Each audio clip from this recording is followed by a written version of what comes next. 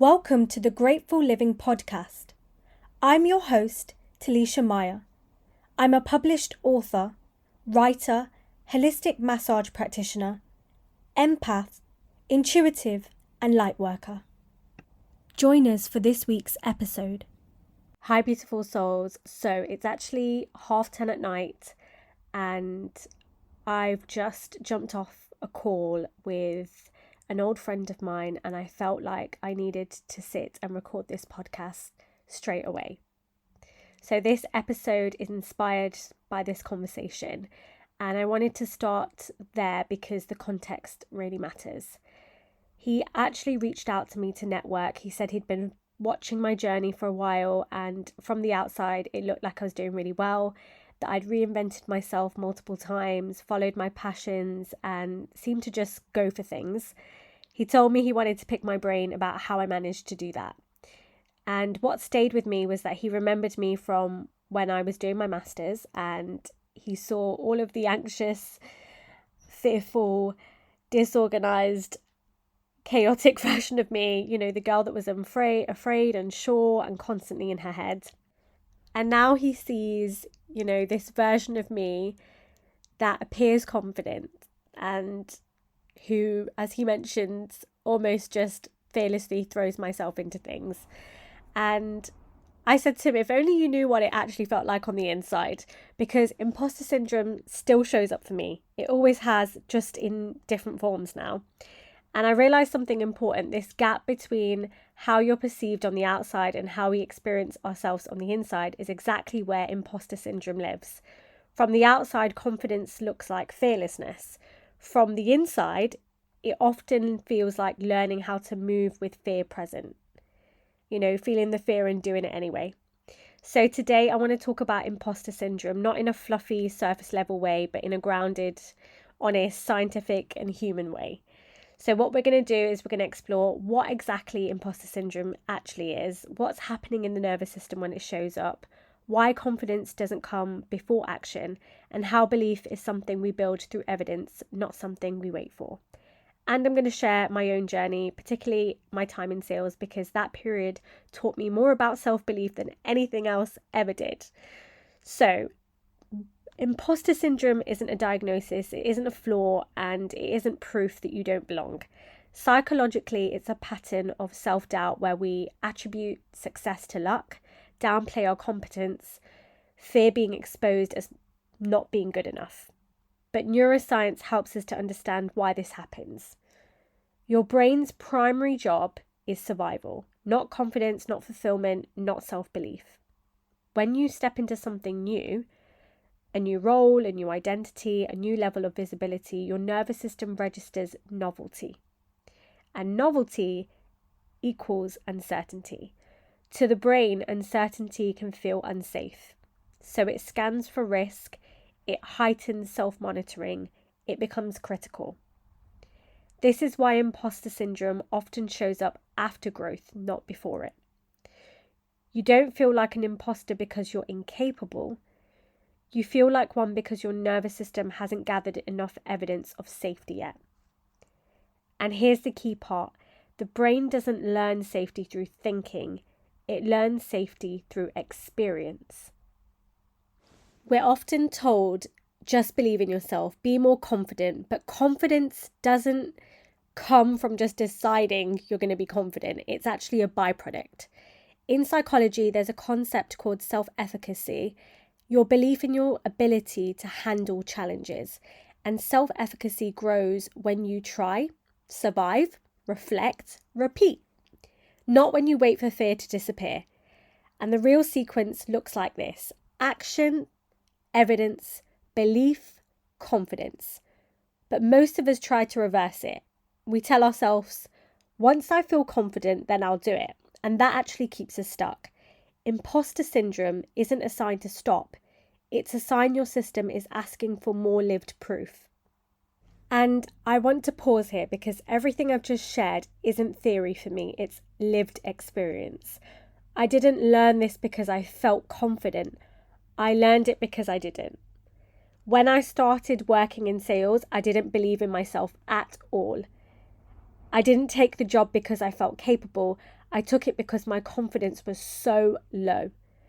I was emotionally exhausted, disconnected from myself. I felt like a shell of my former self. And I remember thinking, if I fail here, at least it confirms what I already believe about myself. I didn't even think I was going to make it through the week. That's where my self-worth was at. And I remember my coaches saying something to me that stayed with me. We're going to believe in you until you believe in yourself. At that time, that external belief mattered more than I realised. Not because it was meant to replace my own, but because it gave me borrowed safety. It allowed me to take action before I fully trusted myself. And action is where belief started to grow. So here are 4 practical ways I built belief in myself. Number 1, stacking wins. Part of working in sales meant that I had to create a weekly plan, which forced me to reflect and really examine what went well, what didn't, and what I learnt. Some weeks, even that felt hard, so I simplified it.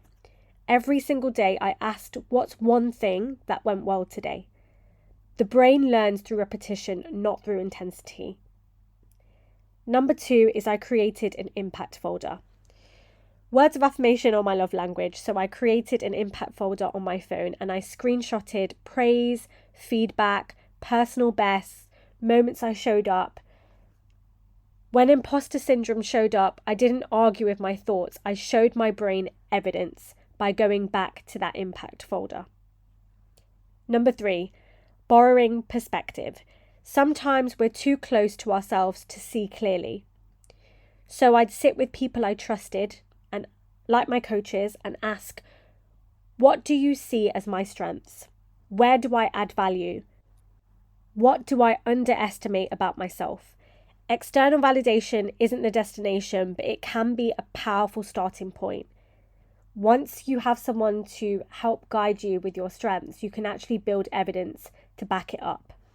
Number 4, reverse engineering the goal. Number 4, taking aligned action. This doesn't have to be big things.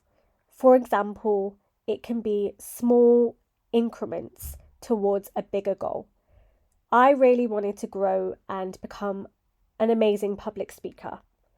But simply standing in front of an audience and speaking would have pushed me too far, and it felt way too overwhelming. So I broke that down into smaller steps. I started by simply offering my opinion in a small group of people, then maybe asking to run a topic for select people within the office.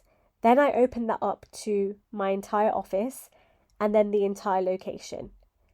And then I actively started to pick out ways that I could share my opinion in a group of people that I wouldn't normally. That led to then running topics within the bigger morning meetings. But it all started with that small aligned action of actively voicing my opinion in a small group first. That built my belief that actually I could do it again with maybe more people, and so on and so forth. Imposter syndrome doesn't disappear because you wait. It actually softens when you move through the fear anyway. One thing that's really helped has been Mel Robbins' 5-second rule. When fear or hesitation showed up, I'd literally count down 5, 4, 3, 2, 1, go. Especially with visibility, posting, sharing, being seen. I'd post and then I'd remove myself from the spiral, because otherwise I'd be constantly checking to see who'd seen it and refreshing the page. I'd put down my phone and do some cooking or take myself on a walk or do something to ground myself, because overthinking feeds the nervous system threat response. Action followed by regulation is powerful. Each time you act and survive, your system learns, I can do hard things. So if imposter syndrome has been loud for you lately, I want you to hear this clearly. You're not an imposter, you're in transition. And transition always feels uncomfortable before it feels embodied. That anxious version of you, they're not behind, they're becoming. Take action, stack the evidence, let belief catch up. And remember, the version of you that feels unsure may already look brave to someone else. Until next time, take good care. Thank you for listening to today's episode. Don't forget to follow us on Instagram at _the_grateful_living.